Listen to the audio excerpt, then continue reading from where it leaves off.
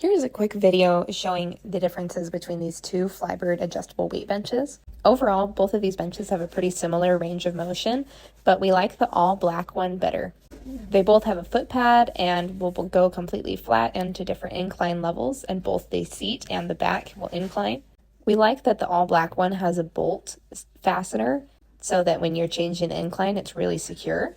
The all black one is also slightly bigger, so if you're a taller person or want a little bit more support or a bigger surface to lay on, then that is a nice feature of the all black one. The one with the red stripes is a slightly better value, and it still does all of the same things that the all black one does. They're both foldable, though the all black one is bigger when it's all the way folded out. When they're folded up, they're actually about the same size, and so the all black one will take up more room when it's folded.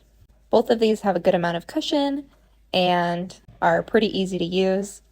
The all black one is a little bit easier to fold and adjust, but both super solid, reliable weight benches. I don't think you can go wrong with either of them.